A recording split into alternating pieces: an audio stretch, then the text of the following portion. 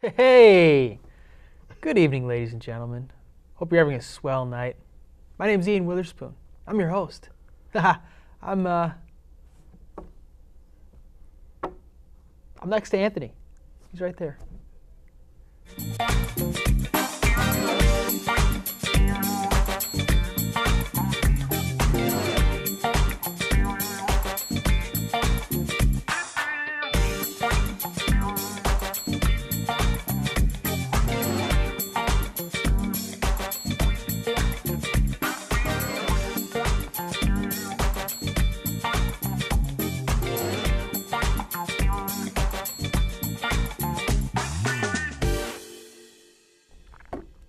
Alrighty.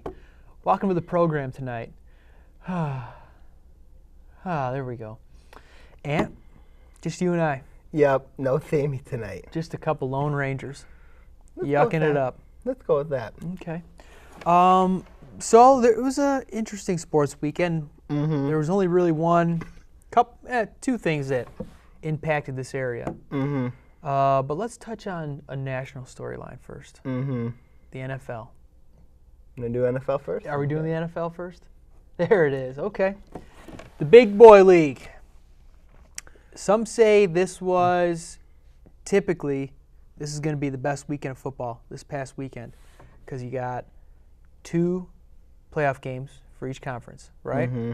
Best of the best are left, duking it out. I came away feeling a little underwhelmed. You did. How'd you feel? How'd you feel the games went? Well, I look at the 49ers beat the Carolina Panthers. The 49ers are probably the most undisciplined team in the NFL. You think so? I think that they trash talk a lot. Well, they can back it up, though. They can back it up, yes. I look at that's a very personal matchup between San Francisco and Carolina. Yep. I look at the New England and Indianapolis game. I really felt like the officials kind of decided that game. Really? Yes. I feel like LeGarrette Blount decided that game. You think so? Yep. You know, Well, Patriots kind of opened up a new dimension to their game, which is scary. mm-hmm. They could pound the rock, you know. I think that the Denver-San Diego game, Peyton Manning he looks vulnerable. You think so? I think Peyton Manning looks vulnerable, and I think that but Denver beat San Diego. They're both rivals. Mm-hmm. Denver got the win at home, and then the last one was Seattle against New Orleans. Yeah, that hurt. Mm-hmm. Not really sure what Marcus Colston was doing there. For some reason, New Orleans has problems in Seattle. A lot of people have problems in Seattle. Mm-hmm. Drew Brees just, if I remember right, Drew Brees said that he was going to change it up a little bit the second time around in Seattle. He wasn't going to wear like the earphone things that he was wearing the first time there. It didn't matter. He wore gloves. He wore gloves, yes. The elements were, I would say, the same. It was rainy. Yeah. It was rainy. Mm-hmm. You know, it was Seattle. Mm-hmm. Loud and wet. Mm-hmm.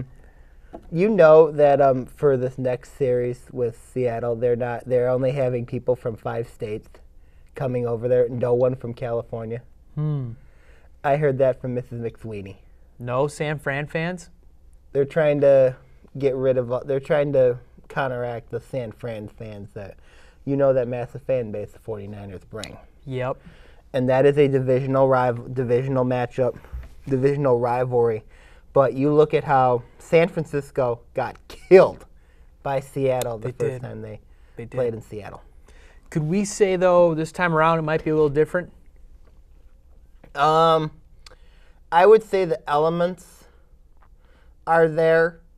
To be honest with you, the elements were there that first game in Seattle. And if you look at I think that it could be different, but I don't think it's going to be. Same result? I think it Seattle's very going well to the could Super be. Bowl, huh? I think it very well could be. That'd be interesting. But it's also interesting, too, that San Francisco could also possibly make the playoffs. The Super Bowl. Or the Super Bowl, yes. They could. Mm-hmm. Could you agree? I'm going to say a statement. You say agree or disagree. the 4 teams remaining are the 4 best teams in the NFL. I disagree. You disagree. Mm-hmm. Who's left off that list? I think Carolina You think Carolina? is better. I think that San Francisco is very, very fortunate to beat Carolina. I think that Carolina deserved to be where they were at this year. I think that Kansas City ended up being a pretty good team this year, though they did not. They went out by Indianapolis. Yeah. I would think, but to be honest, and you cannot count out New Orleans either. I thought New Orleans was a very, very good team this year, especially at home. When you get them out of the dome, they're a different team. They're just not as good.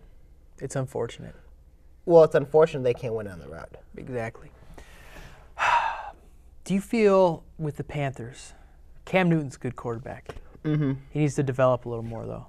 Oh, I agree. He showed his immaturity as a quarterback. He's young. Young quarterbacks learn from playoff experiences like this. So I think that he's going to learn. I think that he's going to be just fine in the long run. And will he get back in? Will he get back in the playoffs? Who knows? I think that it's a possibility. You've got that division where you've got will the Falcons of Atlanta be better?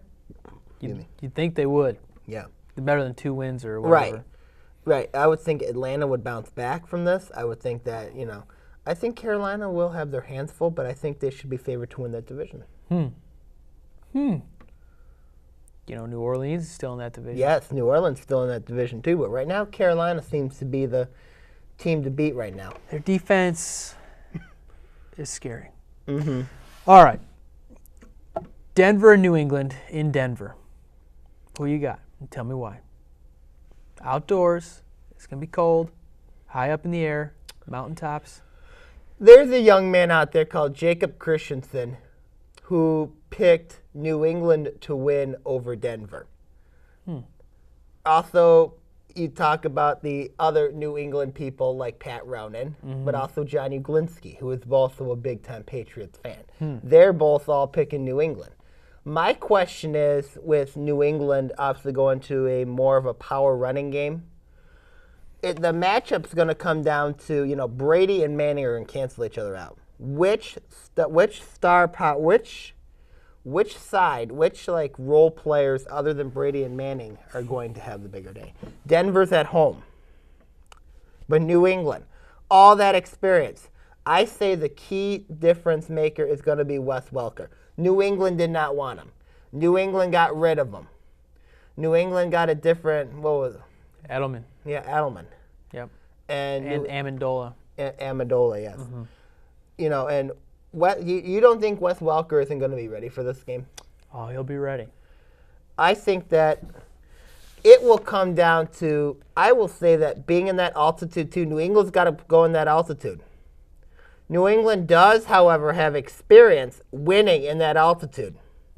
So if you look at this matchup, it's basically, there's 2 very old guard teams. I will say that I think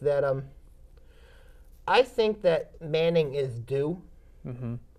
All due respect to the Patriots, and I know that, part of me does want the Patriots, but I got to go with the Broncos because they're at home, and also I think Peyton Manning is due to get back into the Super Bowl. Is this going to be the last Brady-Manning Bowl we see? I think they got one more left in them. Do you think Manning's going to come back another year? That's the question. They'll play again? Well, if his neck is healthy, then yeah, he will come back. Seattle 49ers. Who you got? Real quick. Seattle. Okay. All right. Well, we'll see what the Super Bowl matchups are when we return next week. When we return from break, we're going to talk about steroids. Stay tuned. Yeah, right.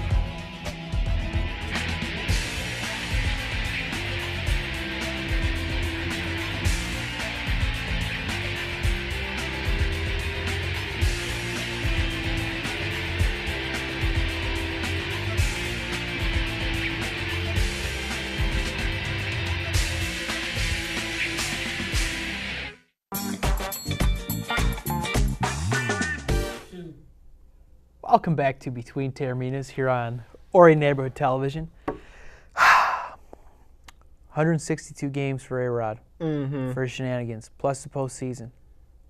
Enough? Not enough.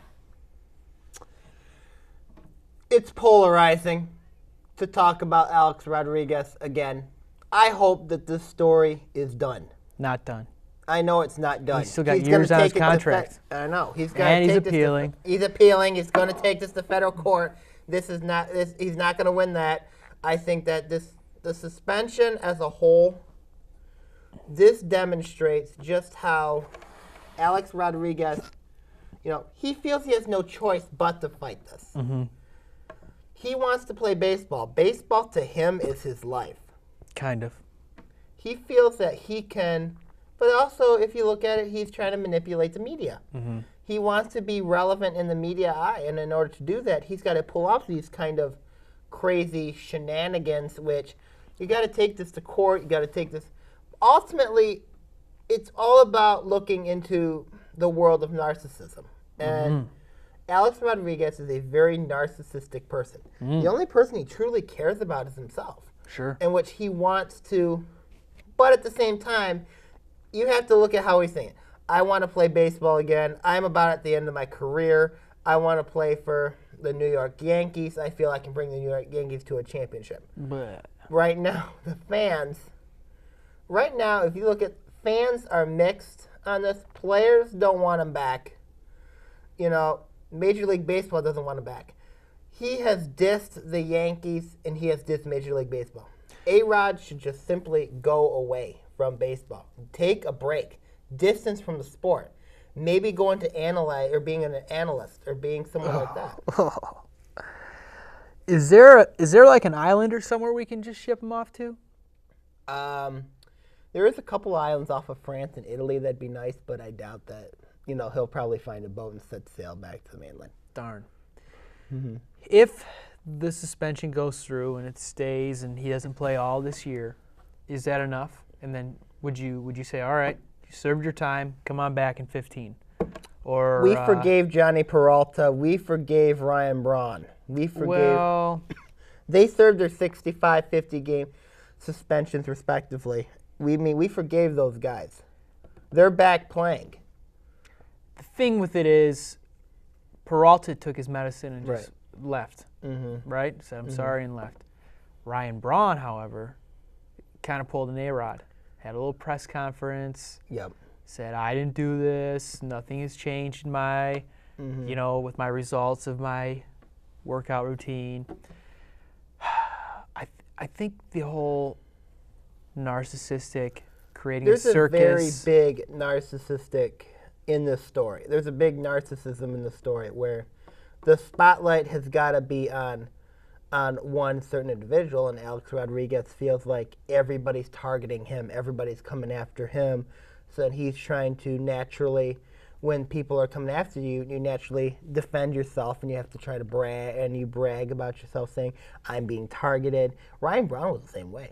Right. You look at how, in this world of sports, where narcissism is high, and you look at players like LeBron James, you look at players like Alex Rodriguez, you look at players like, names that are, they spread a narcissistic feeling about themselves, and you have people that want to stick with that name, that brand, such as this Tony Bosch guy.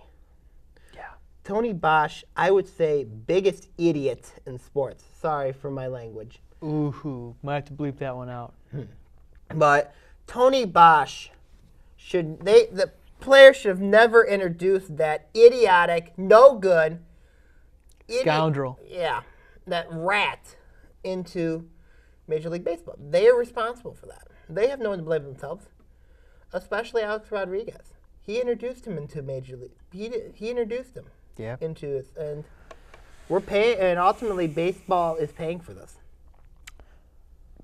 Do you think Major League Baseball is coming down hard enough on these players? 50 games, 100 games, full season. I think. Well, you remember they wanted the 211 for A-Rod. Right. And they had to go through arbitration and ultimately settled it down to 162. Even A-Rod's not content by it. I would say that their baseball's making a strong attempt to crack down on it, but I just think that baseball could still, they're sending a message, but I think that the thing is you want to destroy their credibility. You want to destroy everything that player has done. And if you're Major League Baseball, those suspensions, they're served a time, but the more important thing is you want to make sure it impacts their reputation, impacts what they do, and you want to make sure that they learn from this and move on. Think A-Rod has learned from anything? Oh, heavens, no. I mean, if you look at A-Rod remains defiant, A-Rod he basically remains it seems like it's sad because it's like a little baby that's being told no.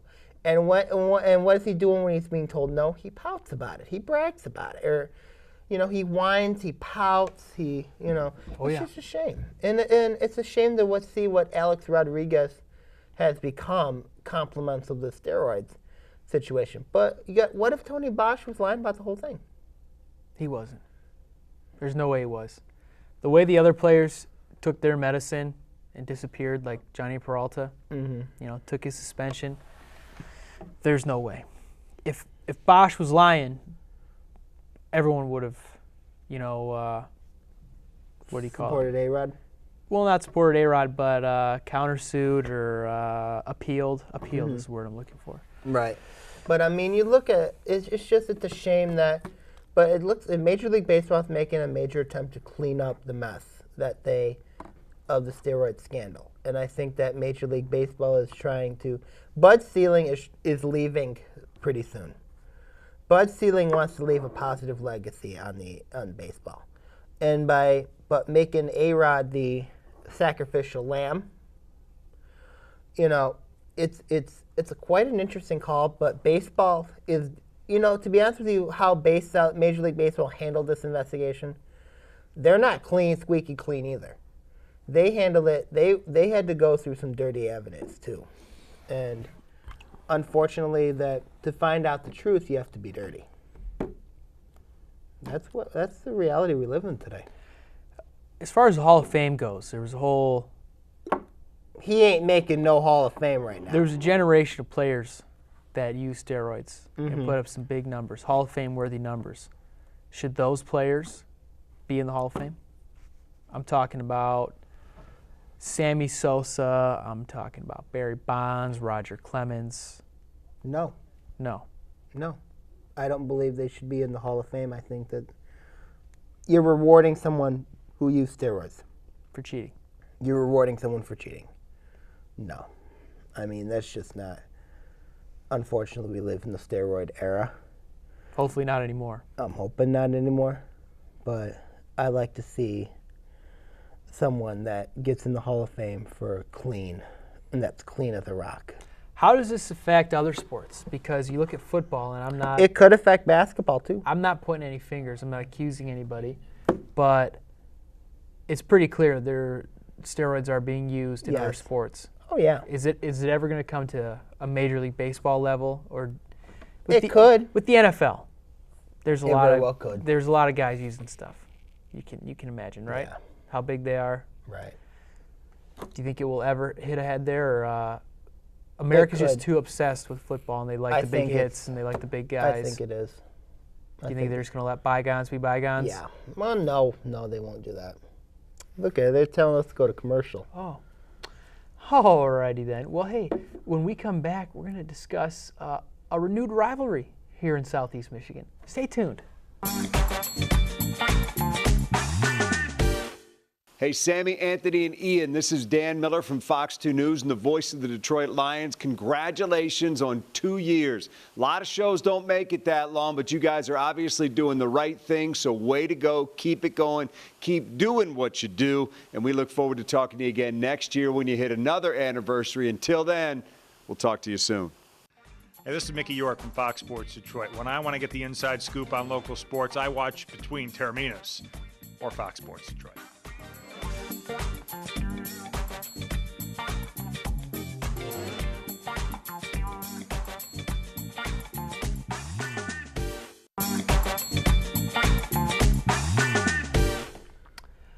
Welcome back to the program, ladies and gentlemen, here on Orion Neighborhood Television. Callahan Hall on Saturday night. A lot of black and gold, I hear. Oh,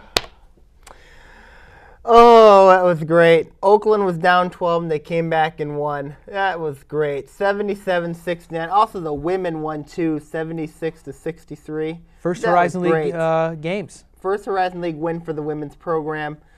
And I'm just so proud of Coach Campy and Coach Tungate for bringing their respective programs to, this far. For Coach Campy personally, I can't be any more happier for him because this is what he worked so hard to get Oakland in the Horizon League, to get Oakland to play Detroit, and to win it on the road is very, very, I'm just so proud of him for how, him and the team for how hard that they played in this. And I just cannot be any more pleased for him personally as both a friend, former manager, and also, somebody that's worked for him for years. I can't be any more happier for him. And for Coach Tungate, I'm very, very happy for him also, and for the women too. Yeah. As far as the actual game, the men's game, I didn't watch it, but I kept checking the scores, seeing what was going on. Oakland was down the whole time. Yep. They were down 12 at one point with 8 minutes to go in the game. Detroit had it. Their guard play is very, very good. Juwan Howard Jr., very good player. Burbridge is another pretty decent player. Burzma, who is a post player inside, was very, very good for them too. But at the same time, you got to give Oakland a lot of credit. You have to, Cahal Fielder, who is a freshman for Oakland, played extremely well. Duke Mundy being Duke Mundy. Travis Bader shooting those threes. Corey Petros, a double-double. Those were and then Dante Williams also playing very well down the stretch. I watched that game. I watched the game on the Horizon Network, and I could not be any more proud for Oakland. But if you look at this game, too, in the bigger picture, I look at the Horizon League in a bigger picture, and there is a lot of parity in that league. There is no bad team in that league. Just the other night, or yesterday, Illinois Chicago, who is right now 0-3 in the conference, almost beat Wright State, who is like the second best team in the conference right now. That tells you the parity of the Horizon League at this moment. Oakland's got two very tough games coming up at Cleveland State and at Green Bay, two of the top teams in the Horizon League. So you look at how the Horizon League is as a whole. This win for Oakland is very important against Detroit because it creates, anybody can beat anybody. And even you look at Wednesday, Milwaukee beat Oakland on that Wednesday. Milwaukee was projected to finish last in the Horizon League, and Milwaukee is right now in the top 2 or 3 in the Horizon League. Coming back to the old arena for Game 2. Yeah, Valentine's Day. Is that place going to be rocking or what? I think it's going to be rocking. I think that I think it's going to be the same, very similar atmosphere. I think that it's going to be a very emotional game, just like the first one with Callahan. And I'm expecting more of the same. Yeah. The atmosphere to be as intense, the atmosphere to be fun, exciting, and I'm expecting ultimately the same outcome. Oakland W. And who knows?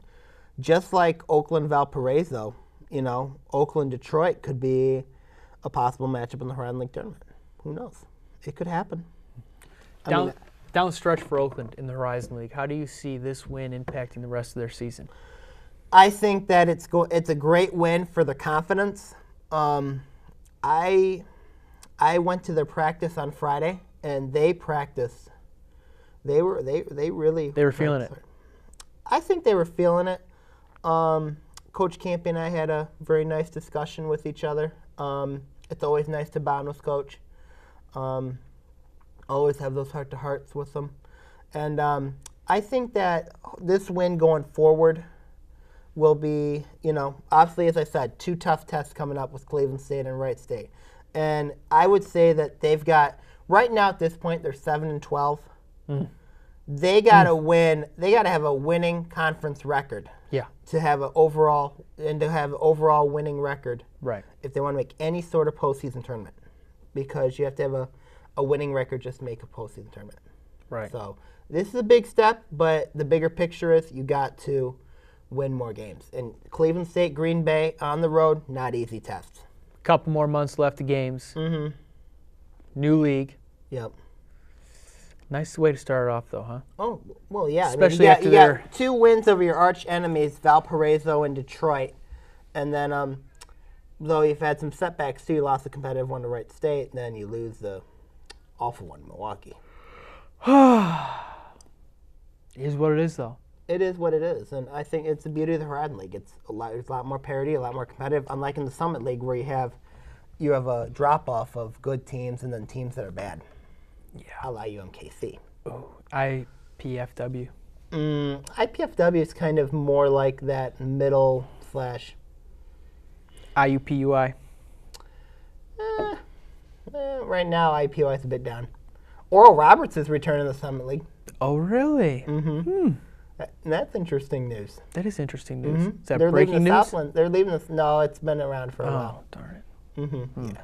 No breaking news today on No BT. breaking news. None. No Prince Fielder signs with the Tigers. Nope. All right, well, I'm looking at the old time here. I think it's about call-out time. Yeah, why not? You got somebody to yell at tonight? Yeah, I do. Okay. Earlier today, Mr. Mike Steele, why? Simple. We had a situation where we had you're looking for a package. I delivered your package on the 18th, and at the same time, you don't have your package. You got very upset. You sent an email to everyone. I understand that you need your package, but the thing is, I delivered your package. So why am I calling you out tonight? Simple. Everything's going to be all right. You're going to find that package. You're going to, and the kids that you're going to have for the band that will perform well and will be just fine. Mike, it's going to be okay. Just take a deep breath, breathe, and relax. Everything is going to be fine. Lighten up a bit, huh? Easy does it? Pretty much. If Sammy were here, I think he'd say keep calm and carry on. I love Mr. Steele to death, but I think that today is kind of a little bit upset about the whole package thing, and I think that it's really, I know that it's really bothering him a little bit, but I think that it's going to be okay.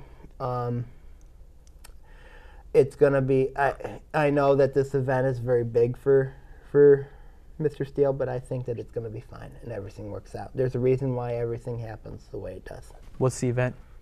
I think it's a band concert. Band concert. Where I guess he had some solos for some students, and that package was really important. Well, he'll find that package, I'm sure. All right, Ant. Well, that about wraps up sports talk for the evening, huh? Next week we'll have the Super Bowl matchups. We'll talk a bit about that, and maybe we'll have a Lions coach. Maybe, who knows? Maybe we'll have a Lions coach. Yeah, who knows? All right. Good night, everybody.